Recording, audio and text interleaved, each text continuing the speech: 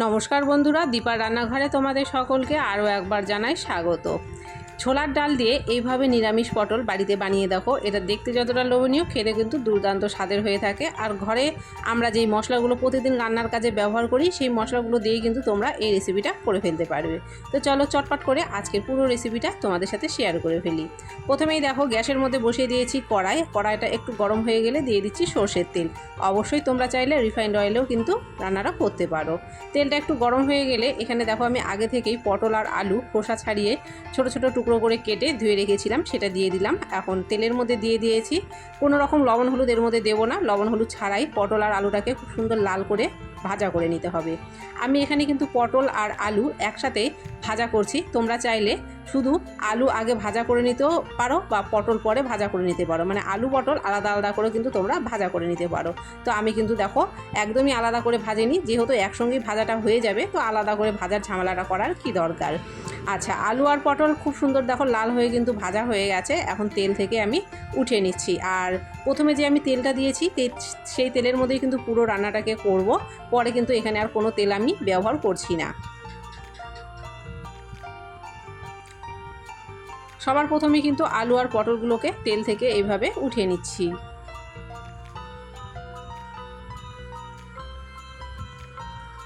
এবারে ওই তেলের মধ্যেই কিছু ফোড়ন দেব। তো কি ফোড়ন দিচ্ছি দেখে নাও।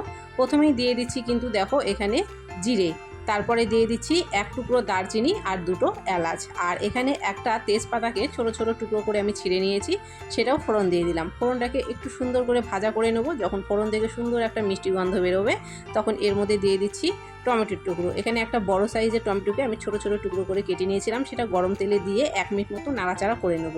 গরম তেলের মধ্যে এইভাবে টমেটো দিয়ে নাড়াচাড়া করলে দেখবে খুব সহজেই টমেটোটা কিন্তু নরম হয়ে যায়। টমেটো কিন্তু দেখো খুব সুন্দরভাবে একটু নরম হয়ে গিয়েছে। এবার এখানে কিছু গুঁড়ো মশলা ব্যবহার করব।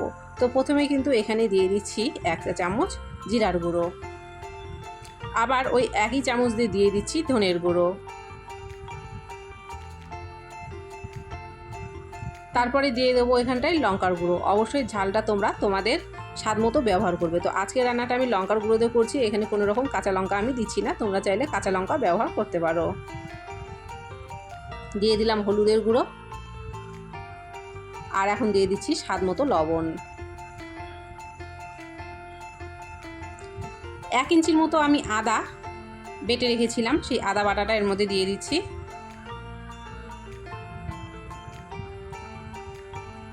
আর বাটিটা ধুয়ে সামান্য পরিমাণ জল কিন্তু দিয়ে দিচ্ছি। এবারে গ্যাসের ফ্লেমটাকে বাড়িয়ে দেবো, কেননা মশলাগুলো দেওয়ার সময় আমি কিন্তু গ্যাসের ফ্লেমটাকে লোতে করে দিয়েছিলাম, নাগুলো মশলাগুলো দিতে দিতে কিন্তু পুড়ে যেত। সেই জন্য লোতে রেখে প্রথমে মশলাগুলো দিয়ে নিলাম, তারপরে ফ্লেমটাকে বাড়িয়ে দিয়ে এবারে মশলাটাকে কষিয়ে নেবো যতক্ষণ না টমেটো গলে যাচ্ছে। 3 থেকে 4 মিনিট মতো হাতে সময় নিয়ে দেখো মশলাটাকে আমি কষিয়ে নিয়েছি, আর টমেটোগুলো দেখতে পাচ্ছ খুব সুন্দরভাবে কিন্তু গলে গেছে। এবারে এখানে দিয়ে দিচ্ছি আমি টক দই। টক দইটাকে কিন্তু আমি আগে থেকে খুব ভালো করে ফেটিয়ে নিয়েছি। আর টক দইটা দেওয়ার সময় কিন্তু আমি গ্যাসের ফ্লেমটাকে আবারও কম করে দিয়েছি। টক দইটা দিয়ে খুব ভালো করে এখানে দেখো একটু মিশিয়ে নিচ্ছি। এখন আবারও মশলাটাকে একটু কষিয়ে নেব।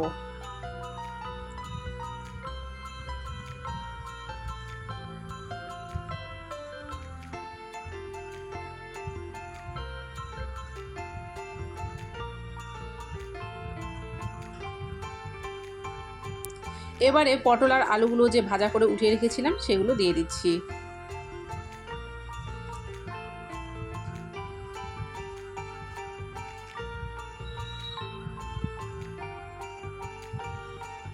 আর এখানে দেখো একটা ছোট বাটি দিয়ে আমি 1 বাটির থেকে একটু কম নিয়েছি ছোলার ডাল। ছোলার ডালটাকে আমি 1 ঘন্টা মতো প্রথমে জলে ভিজিয়ে রেখেছিলাম, তারপর যখন খুব ভালো করে ভিজে গেছে সেটাকে প্রেশার কুকারে দিয়ে একটা সিটি মেরে ডালটাকে সেদ্ধ করে নিয়েছি। আর ডালটাকে এমনভাবে সেদ্ধ করতে হবে ডাল যাতে কোনোভাবেই গলে না যায়। ডালগুলো কিন্তু গোটা গোটাই থাকবে, কিন্তু ভেতর থেকে একদম সেদ্ধ হয়ে যাবে। আমি কিন্তু প্রথমেই তোমাদেরকে আঙুল দিয়ে চেপে দেখিয়ে দিলাম, ডালটা কিন্তু খুব ভালোভাবে সেদ্ধ হয়ে গেছে। এবারে ডালটা দিয়ে দিলাম, দিয়ে কিন্তু আবারও খুব ভালো করে একটু সময় নিয়ে কষিয়ে নেব।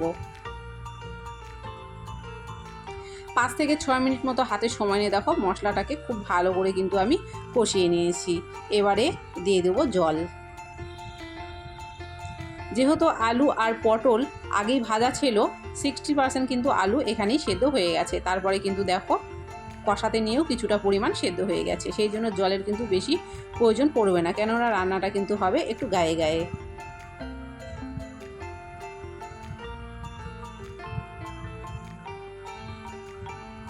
এবারে দিয়ে দিচ্ছি স্বাদ মতো চিনি।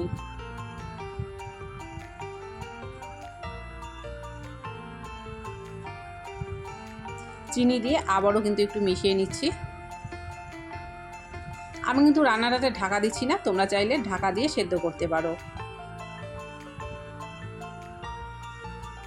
গ্যাসের ফ্লেমটাকে হাই রেখে দেখো খুব ভালো করে ফুটিয়ে নিয়েছি, আর যতটা জল দিয়েছিলাম অনেকটাই কিন্তু শুকিয়ে গেছে। আলুগুলো কিন্তু খুব ভালোভাবে সেদ্ধ হয়ে গেছে, আর পটল যেহেতু নরম জিনিস, পটল কিন্তু সেদ্ধ হওয়ার কোনো ব্যাপার থাকে না। আমি কিন্তু আলু ভেঙে দেখিয়ে দিচ্ছি, দেখো আলু কিন্তু খুব সুন্দরভাবে এখানে সেদ্ধ হয়ে গেছে, আর ডাল কিন্তু আগে থেকেই সেদ্ধ করা ছিল। মোটামুটি এখানে সব কিছুই কিন্তু সেদ্ধ হয়ে গেছে।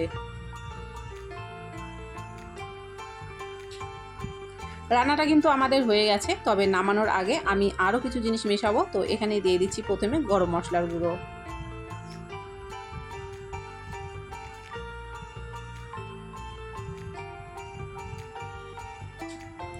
গরম মশলার গুঁড়ো দিয়ে খুব ভালো করে মিশিয়ে নিলাম। এবারে দিয়ে দিচ্ছি 1 চামচ ঘি। নিরামিষ রান্নাতে কিন্তু একটু ঘি দিলে খেতে কিন্তু এর দারুণ হয়। তোমরা চাইলে এখানে একটা দুটো আলু কিন্তু ভেঙে দিতে পারো, এতে করে গ্রেভিটা কিন্তু আরও ঘন হয়ে যাবে। রান্নাটা কিন্তু আমার পুরোপুরি হয়ে গেছে, এখন গ্যাসটা বন্ধ করে দেবো।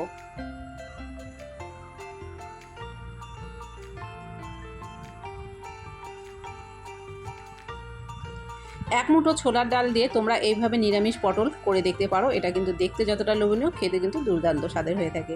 তো আজকের এই নিরামিষ রেসিপিটা তোমাদের কেমন লেগেছে কমেন্ট করে জানাতে আমাকে একদমই ভুলবে না। ভালো লাগলে অবশ্যই একটা লাইক করে ভিডিওটাকে শেয়ার করে দেবে। আর চ্যানেলে যদি নতুন হয়ে থাকো, চ্যানেল যদি এখনও সাবস্ক্রাইব না করা থাকে, অবশ্যই চ্যানেলটি সাবস্ক্রাইব করার অনুরোধ রইল। তাহলে আমার দেওয়া রেসিপিগুলো সবার আগে কিন্তু পৌঁছে যাবে তোমাদের কাছে। আর আজকের এই রেসিপি তোমরা কিন্তু বাড়িতে একবার হলেও ট্রাই করতে পারো।